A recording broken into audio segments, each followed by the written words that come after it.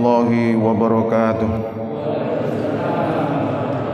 Bismillah, alhamdulillah, wassalatu wassalamu ala rasulillah. La hawla wa la quwata illa billah. Subhanaka la ilma lana illa ma 'allamtana innaka antal alimul hakim. Rabbi shrah li sadri wa yassir li amri wahlul 'uqdatam min lisani yafqahu qawli, amma ba'du. Bapak, ibu-ibu jamaah Masjid Rodotul Falah yang dimuliakan oleh Allah Subhanahu wa taala. Tidak ada henti-hentinya kita selalu mengaturkan rasa syukur kehadirat Allah Subhanahu wa taala dengan ucapan alhamdulillahirabbil alamin, tsumma alhamdulillahirabbil alamin, atas semua limpahan rahmat, nikmat, hidayah, inayah kepada kita semuanya, nikmat iman Islam, kesehatan berupa jasmani rohani kita, istiqomah melakukan kebaikan dan amal sholih. Mudah-mudahan semua apa yang kita lakukan, ibadah kita baik yang wajib maupun yang sunnah, diterima oleh Allah Subhanahu wa taala.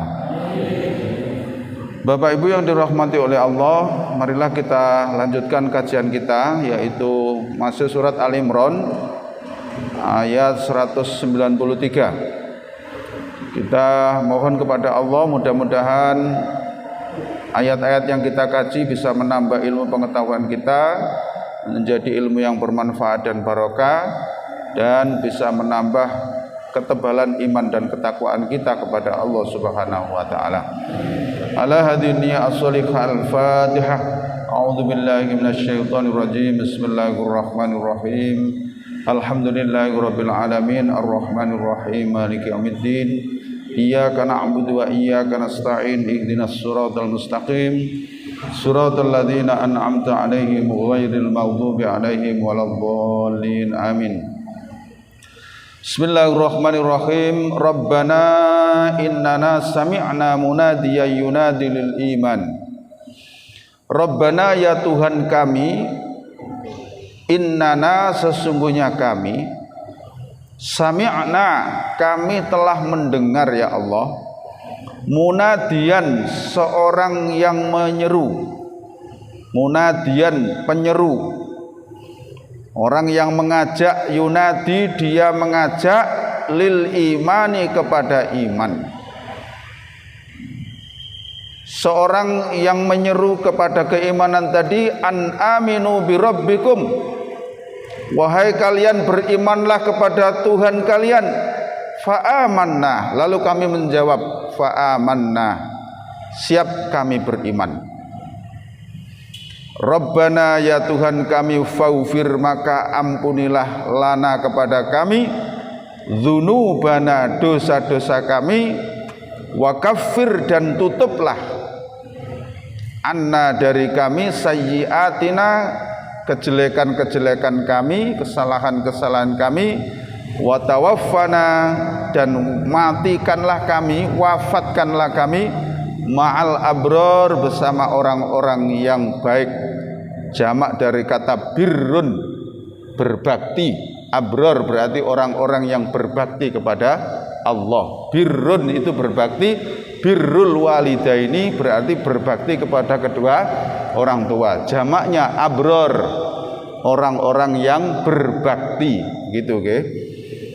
Ini adalah lanjutan doa dari ayat kemarin, yaitu ulil albab, orang-orang yang menggunakan akal sehatnya untuk berpikir, merenungkan ciptaan Allah, yaitu ciptaan langit dan bumi, silih bergantinya antara siang dan malam, direnungkan terus sampai menemukan bahwa betapa keagungan dan betapa maha kuasanya Allah.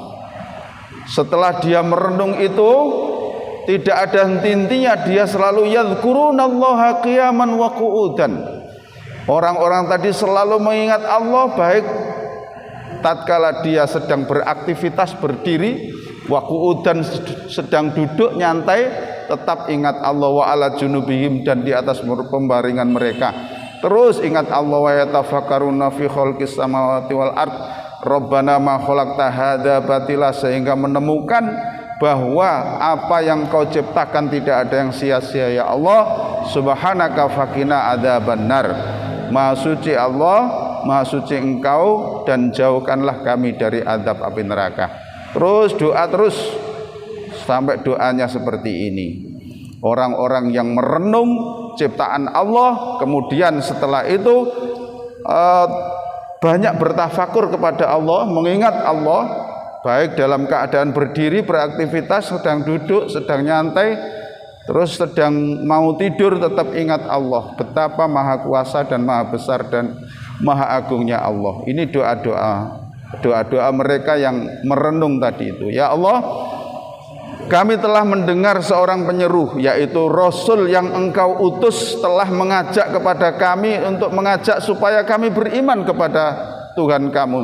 Lalu kami menjawab, ya Allah, fa'amanna. Ini jawabnya.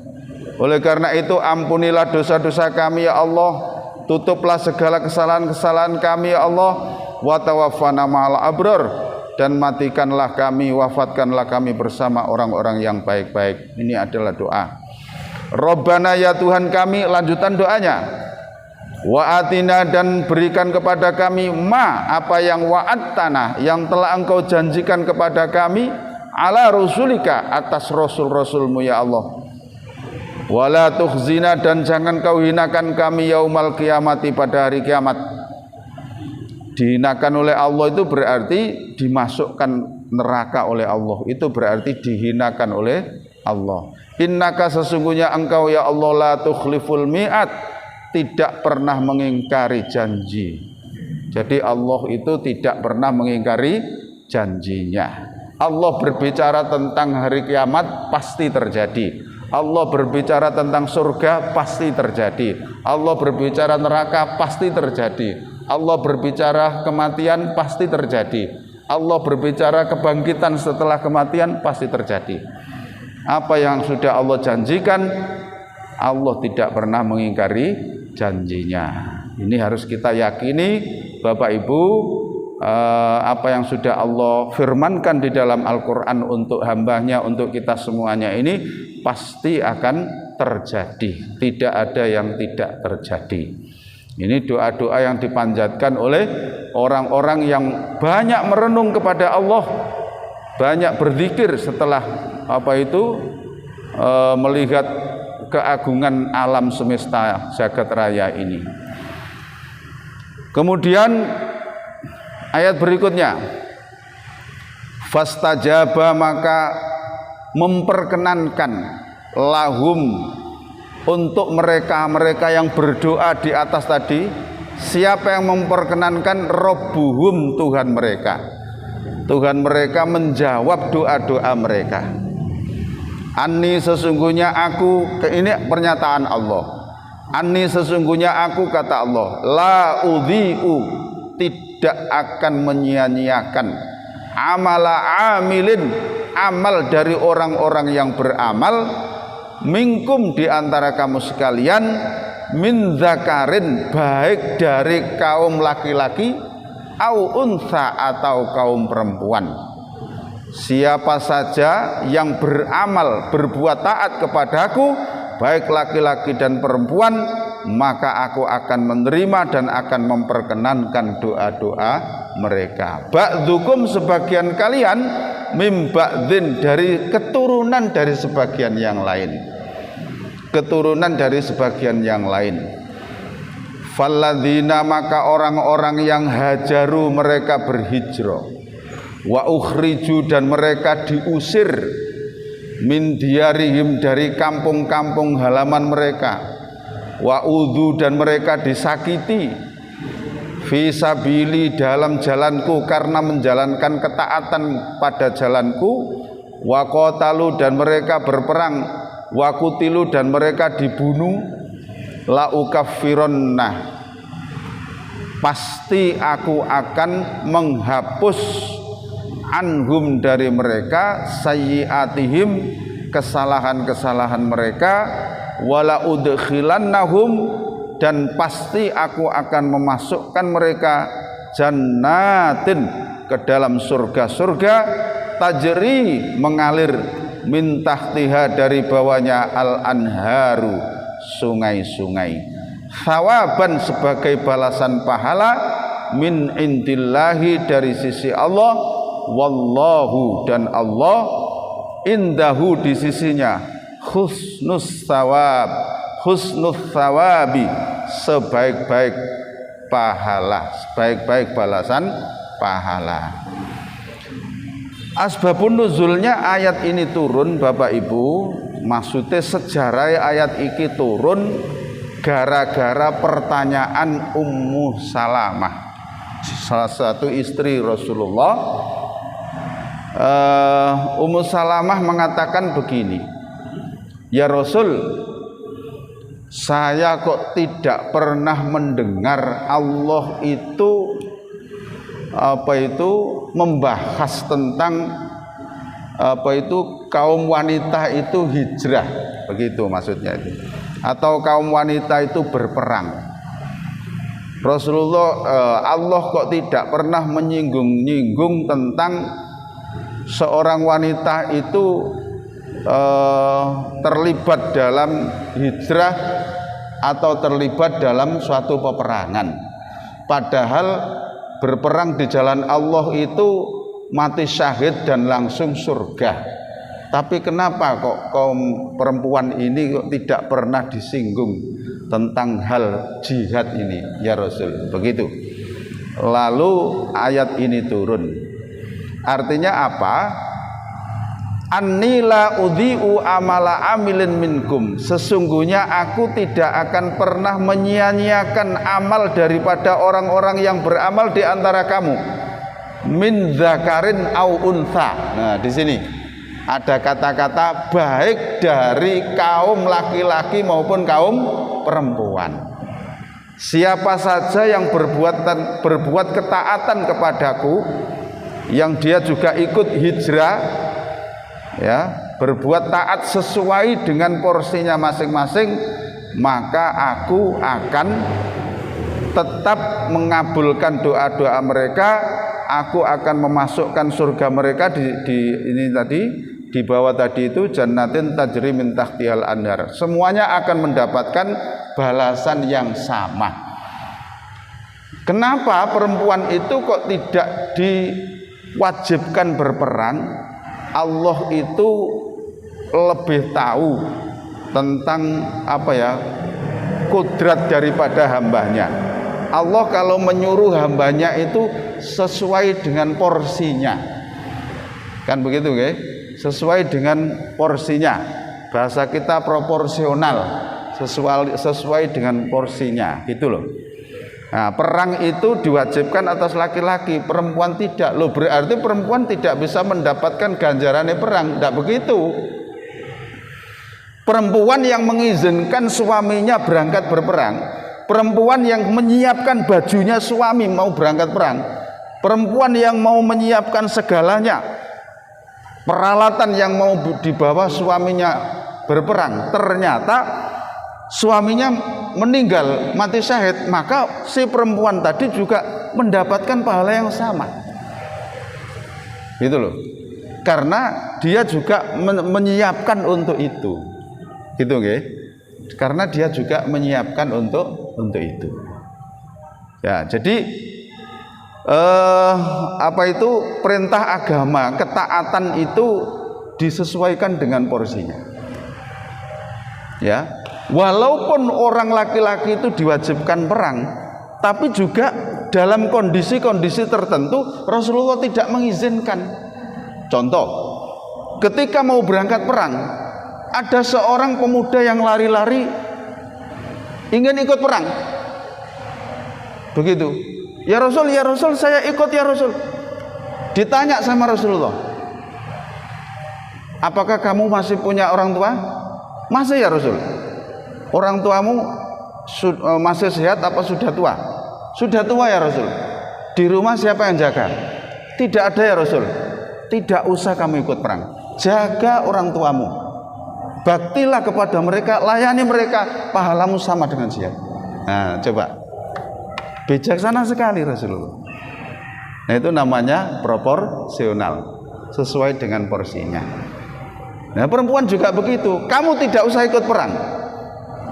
izinkan suamimu ikut berperang, ikhlas, siapkan segala peralatannya, segala yang dibutuhkannya, pahalanya sudah sama dengan pemuda ini tadi.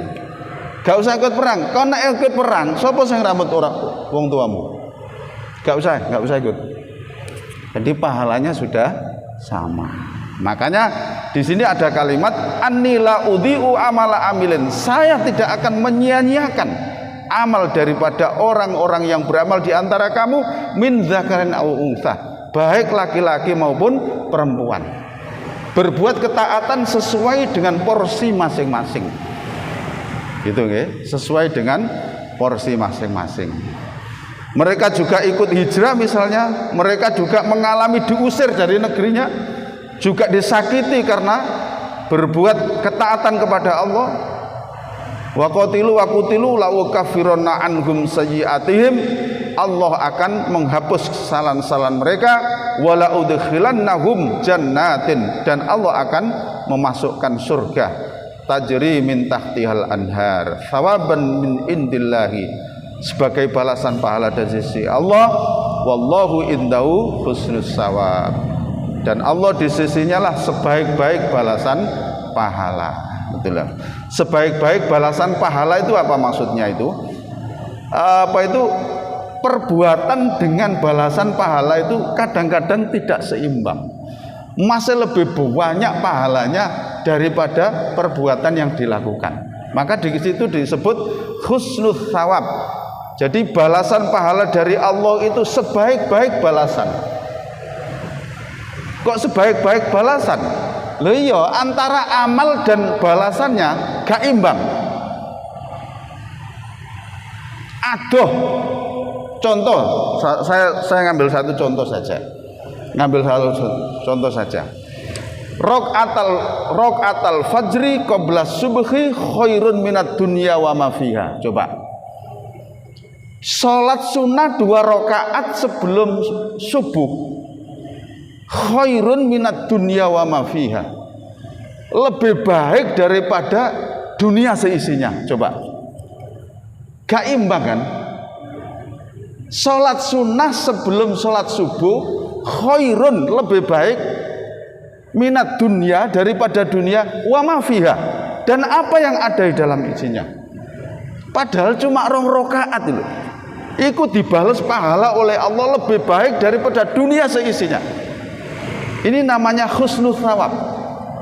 Sebaik-baik balasan itu ya balasan dari Allah, dan balasan pahala dari Allah itu husnul thawab, sebaik-baik balasan pahala. Jadi tidak seimbang dengan perbuatannya. Itulah Allah itu kalau sudah memuliakan hambanya itu luar biasa. Nah, ini sebagai motivasi bagi kita semuanya. Jadi barang siapa yang berbuat ketaatan kepada Allah, ikhlas, baik laki-laki maupun perempuan, maka akan dibalas oleh Allah dengan balasan pahala, dihapuskan kesalahannya, dimasukkan surga, dan itulah sebaik-baik balasan pahala dari Allah. Itu nggih. Mudah-mudahan kita tetap istiqomah dalam melakukan perintah-perintah Allah ini. La yaghurrannaka, jangan sekali-kali menipu kamu. Taqallubul ladzina, apa itu kalau bahasa Jawa itu riwa-riwine wong, berlalu lalangnya alladzina kafaru, orang-orang kafir, fil biladi, dalam negeri-negeri ini. Ya, dalam negeri-negeri ini. Mataun, itu adalah kesenangan kolilun yang sedikit.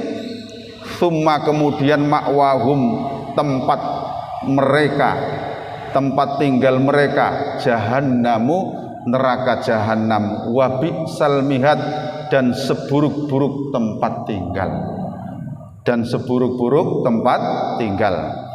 Lakinnal ladzina, akan tetapi orang-orang yang ittaqau, mereka bertakwa, robbahum, kepada Tuhan mereka, lahum, bagi mereka, jannatun, surga-surga, tajri, mengalir, min tahtiha, dari bawahnya, al anharu, sungai-sungai, khalidina mereka kekal fiha di dalamnya, nuzulan sebagai balasan min indillahi dari sisi Allah, wa ma indallahi dan apa-apa balasan dari sisi Allah itu khairun lebih baik lil abror bagi orang-orang yang berbuat taat dan bakti kepada Allah Subhanahu wa taala. Ayat ini mengingatkan kepada Nabi, ditujukan kepada Nabi Muhammad memang, tapi juga untuk kita umatnya.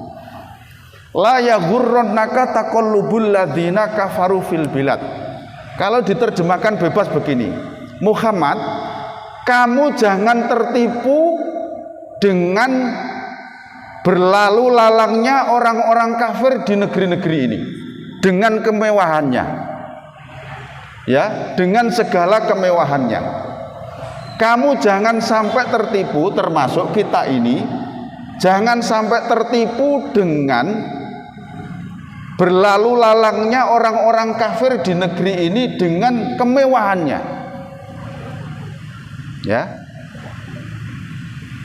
Dikatakan dalam ayat berikutnya, mataun qalil, mataun qalil, kemewahan yang aku berikan kepada orang-orang kafir itu adalah kesenangan qalil yang sedikit.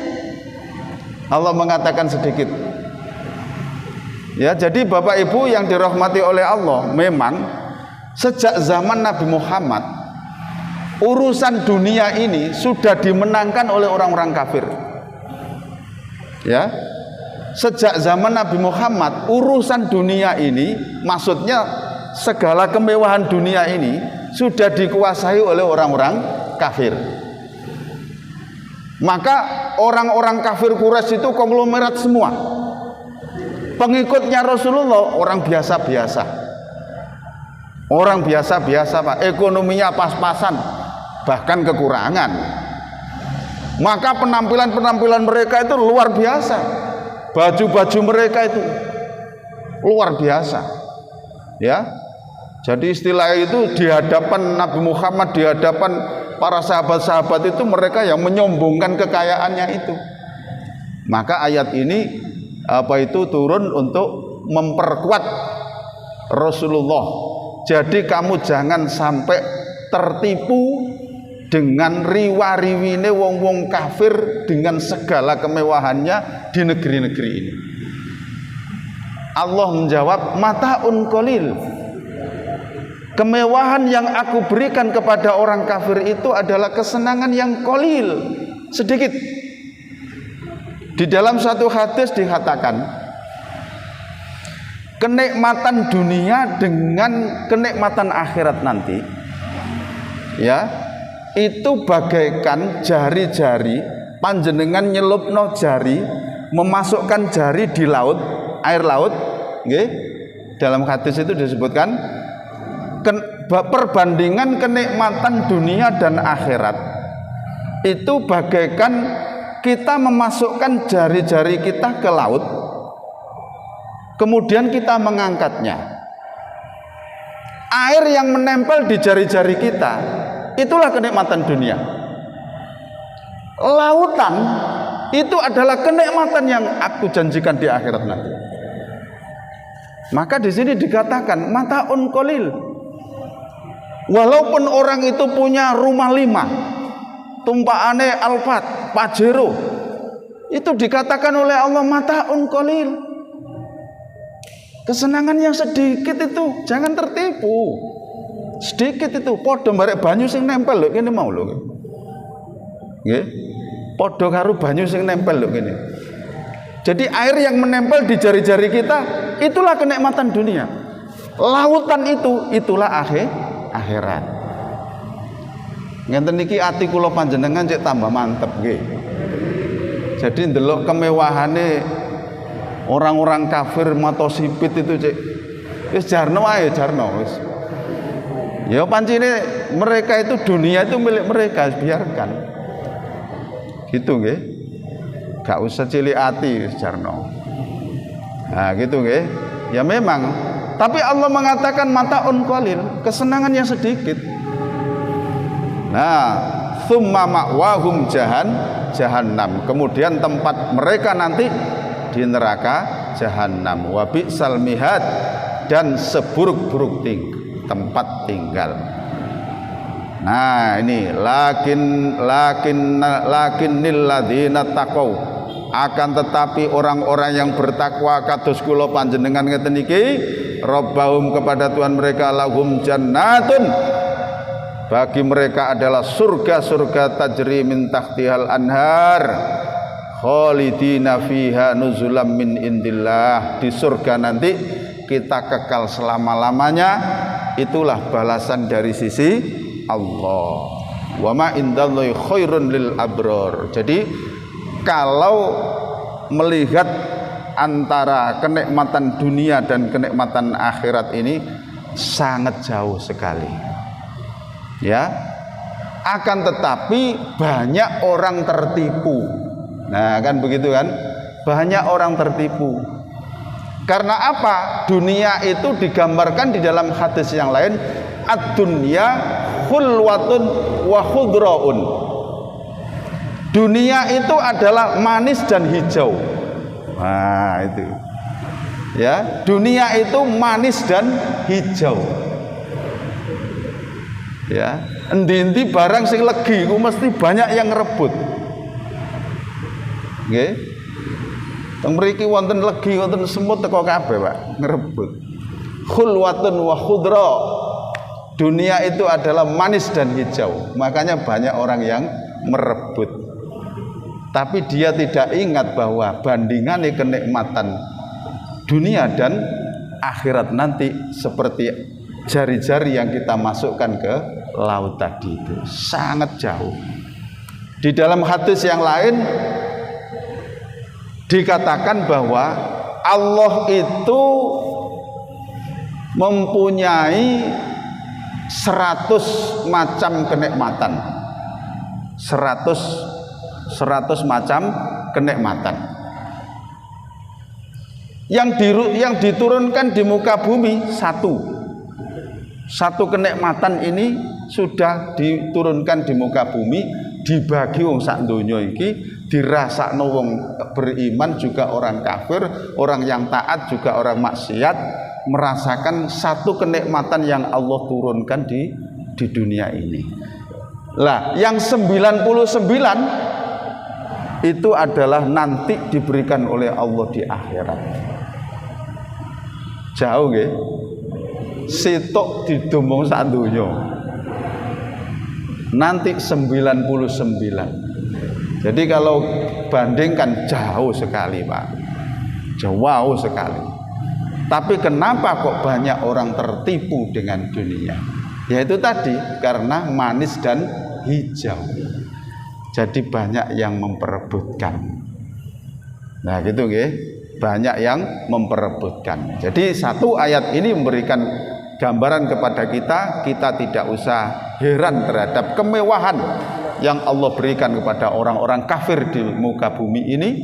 Penampilan mereka sudah biarkan Allah mengatakan mataun qalil, ya, kesenangan yang sedikit, gitu. Nah, ini janjinya Allah kepada orang yang beriman dan bertakwa tadi, disediakan surga yang penuh dengan kenikmatan itu tadi. Bandingannya kenikmatan dunia karo kenikmatan akhirat seperti tadi itu. Ya, jadi mudah-mudahan menjadi penyemangat ayat ini bagi kita semuanya, gitu nggih. Sehingga kita tetap istiqomah, gitu. Terus ini pas ini, insya Allah habis ini surat Al-Imran, okay? Wa inna min ahlil kitabi, dan sesungguhnya di antara ahli kitab Yahudi atau Nasrani, laman, sungguh ada orang yang yu'minu, dia beriman billahi kepada Allah, wa ma unzila, dan apa yang dia beriman kepada yang diturunkan ilaikum kepada kalian, yaitu Al-Quran, wa ma unzila, dan apa yang diturunkan ilaihim kepada mereka, bisa Taurat bisa Injil, khasyi'ina lillah, mereka tunduk kepada Allah, khusyuk tunduk kepada Allah, la yashtaruna, mereka tidak memperjualbelikan bi ayatillahi, dengan ayat-ayat Allah, thamanan, dengan harga qalilan yang sedikit. Ulaika, mereka itu lahum, bagi mereka yang beriman kepada kitab Al-Quran dan kitab-kitab sebelumnya, lahum bagi mereka ajruhum pahala mereka inda rabbihim di sisi Tuhan mereka. Innallaha sesungguhnya Allah sari'ul hisabi, zat yang sangat cepat perhitungannya. Ayat ini turun terkait dengan Raja Najasyi. Raja Najasyi itu raja yang berkuasa di negara Habsyi. Nah gitu ya, negara Habsyi. Ketika berita kematian Raja Najasyi, malaikat Jibril menyampaikan berita kematian Raja Najasyi kepada Nabi Muhammad. Setelah berita itu disampaikan oleh malaikat Jibril kepada Nabi Muhammad, Nabi Muhammad mengajak para sahabatnya untuk sholat ghaib, untuk mensolati Raja Najasyi, kematian Raja Najasyi yang ada di Habsyi. Lalu para sahabat itu menggerutu dalam hatinya itu. Loh, kenapa Rasul kok mengajak mensolati Raja Najasyi yang Nasrani itu? Begitu. Raja Najasyi kan Nasrani, kenapa kok kita diajak untuk mensolatinya? Lalu ayat ini turun, gitu Pak. Lalu ayat ini turun menjawab, inna min ahlil kitab bila may yu'minu billah. Hei sahabat, di antara orang-orang ahli kitab itu ada yang beriman. Begitu. Ada yang beriman, lama yu'minu billah, ada yang beriman, wa ma unzila ilaikum, dan ada yang beriman kepada apa yang diturunkan kepada kamu.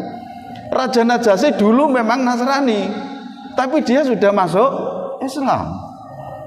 Dan berita keislamannya sudah disampaikan oleh Jibril kepada aku.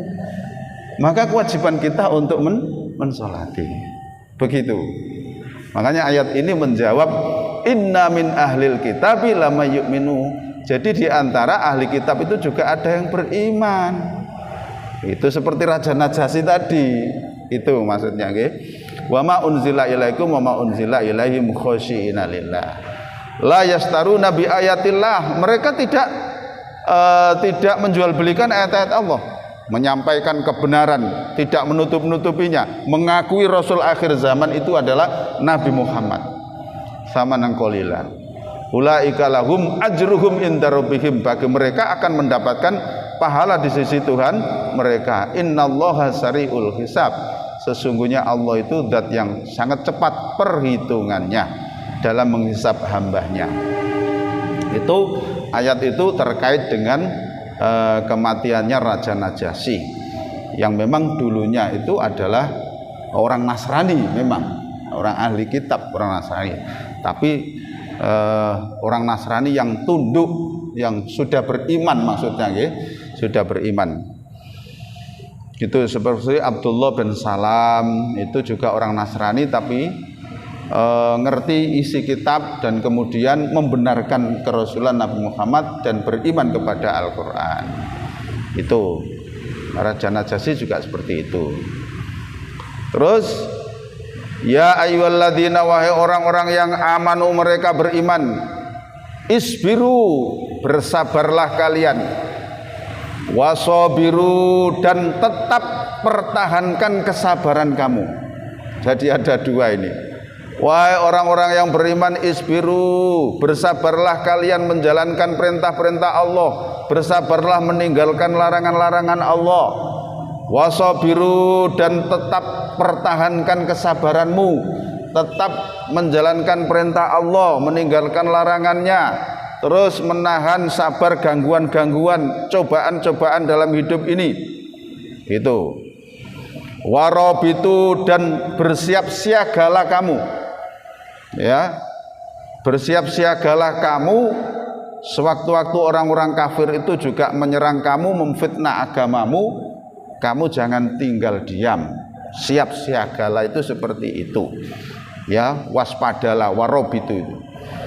Wattaku, dan bertakutlah, takwalah kalian Allah kepada Allah, la'allakum, agar kamu sekalian tuflihun, kalian beruntung. Jadi di sini ada dua penekanan kata sabar, isbiru wasobiru. Nah begitu kan, Karena kalau isbiru bersabarlah kalian, terus bisa berarti sekarang sabar, besok tidak sabar.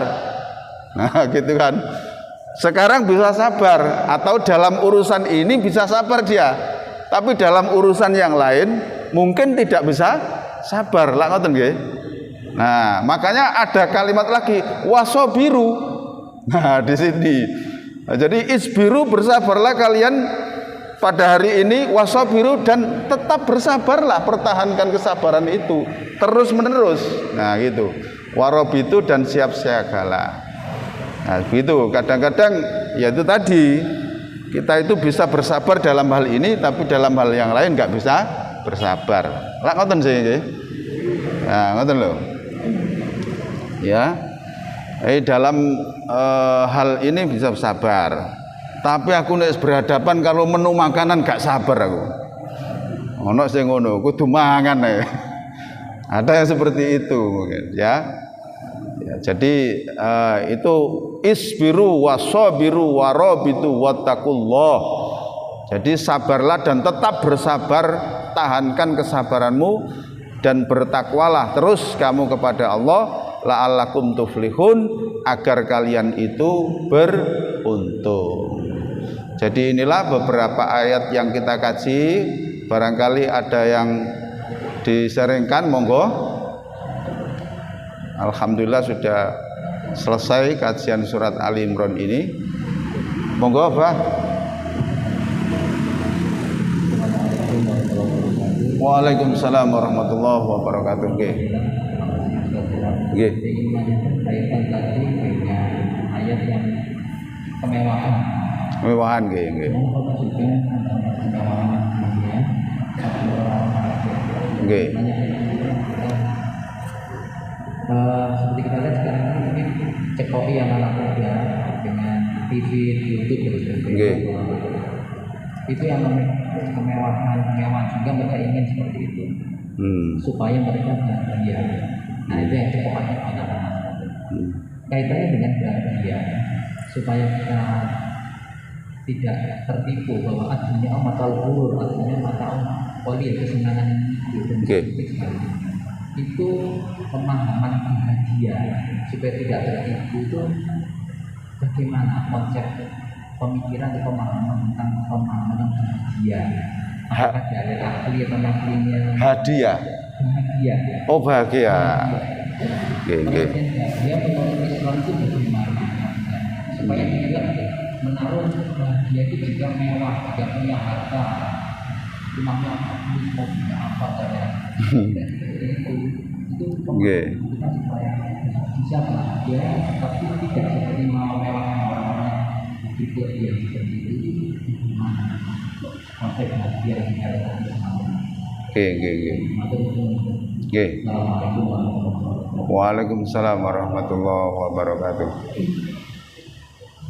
Memang konsep bahagia dalam definisi agama dan konsep bahagia dalam definisi umum itu berbeda sekali, Pak.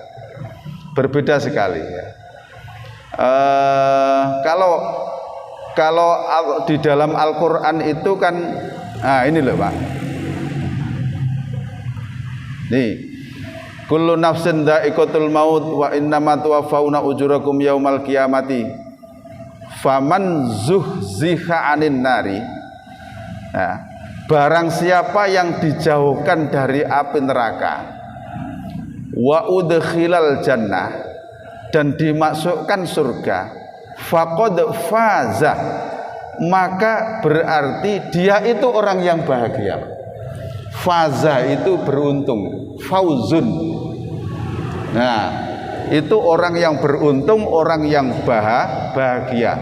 Jadi konsep beruntung atau bahagia itu adalah orang yang dijauhkan dari neraka dan orang yang dimasukkan ke surga.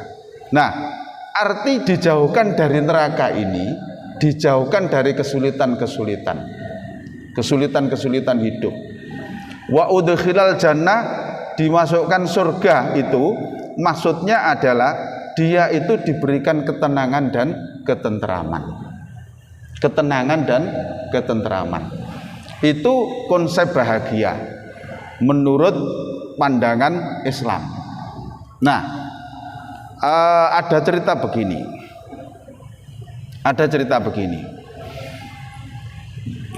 Dia itu dulu itu ya tenang hidupnya, ya hartanya tercukupi, kemudian setelah itu ya ibadahnya juga istiqomah, kemudian anaknya itu juga karirnya bagus, itu nggih, karirnya bagus, usahanya ayahnya juga lancar, tapi suatu saat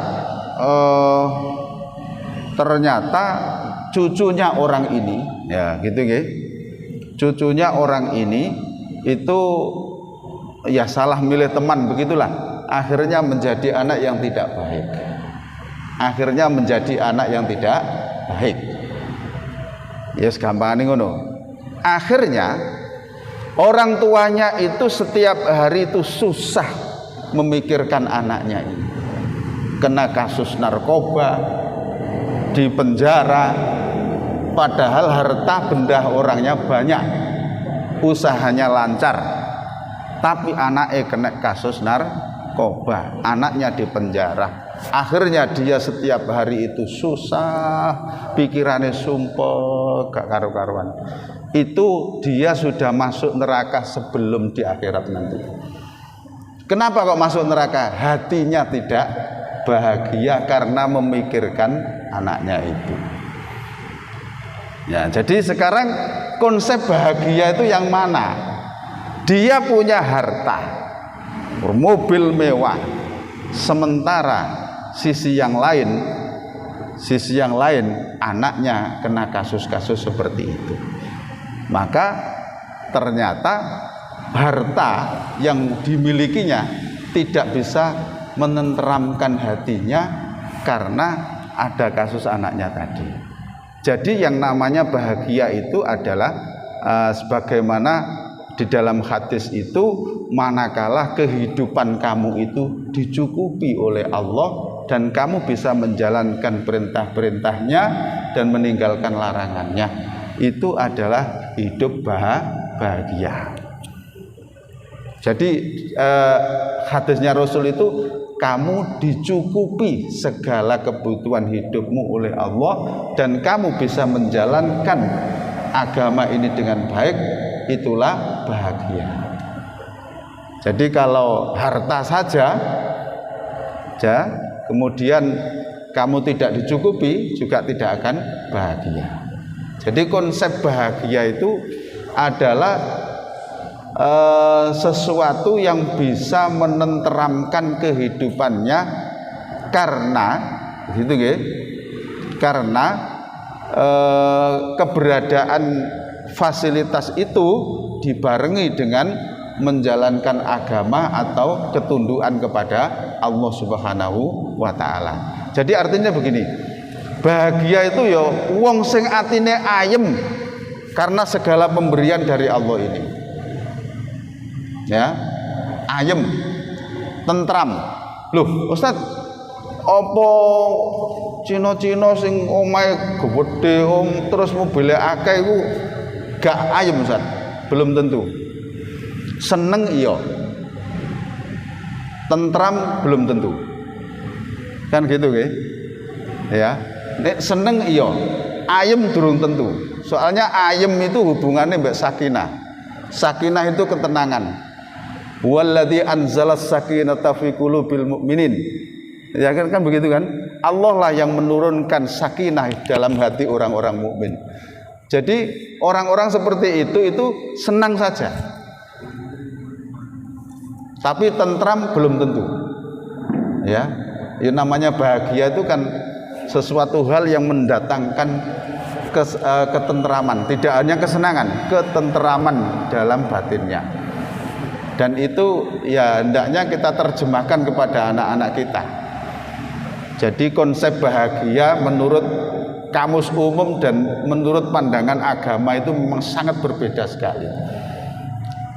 Ya, sangat berbeda sekali. Karena apa? Apa-apa yang Allah berikan ketika di dunia itu sifatnya adalah sementara. Nah, sementara. Jadi akan tetapi seperti ketenangan hati, ketenteraman batin, ini adalah yang pemberian dari Allah yang nanti sampai Allah berikan sampai di akhirat atau di surganya Allah Subhanahu wa taala. Ngoten bagi. Monggo, Pak. Assalamualaikum. Waalaikumsalam warahmatullahi wabarakatuh. Tapi ada kalimat sayyi'ah itu apa katanya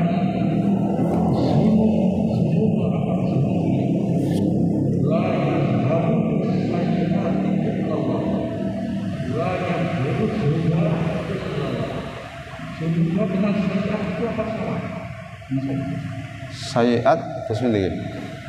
Garai wonten masker ini ngerti gak? La yazhabu bisayi'ah. La yazhabu bisayi'ati illallah. La yadhiru zulma illallah. Nggih. Yang ditanyakan sayiatnya. Sayiat dengan zulma apa artinya? Oh. Nggih. Sayiat dengan dunubah, ngoten ta? Jadi begini, kalau dunubah itu, Pak, dosa itu hal-hal yang terkait dengan kesalahan-kesalahan menjalankan perintah-perintahnya Allah. Ya, contohnya meninggalkan sholat, kan begitu, nggih? Meninggalkan sholat dan pernah tidak puasa dan sebagainya itu dzunub, dzambun.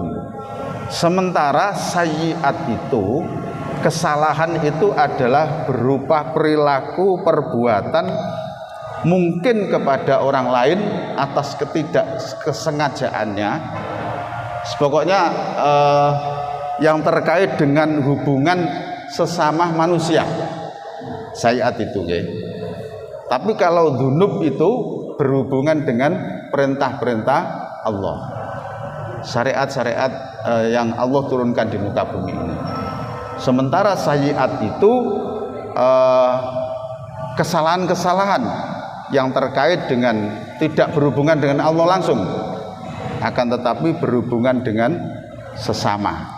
Itu adalah sayyiat, perbuatannya maksudnya, nggih. Walaupun sama-sama mengandung unsur dosanya, tapi dosanya sumbernya adalah dari orang ke orang, dari sikap antara yang satu dengan yang lain. Tapi kalau dzunub itu hubungannya kepada perintah-perintah Allah. Ngoten, Pak. Sampun nggih? Nggih, alhamdulillah kita sudah selesai surat Al-Imran. Insyaallah besok masuk surat An-Nisa. Mudah-mudahan kita masih diberikan kesempatan oleh Allah, umur yang panjang, kesehatan, nggih, istiqomah melakukan kebaikan. Kurang lebihnya mohon maaf, kita akhiri dengan doa kafaratul majelis.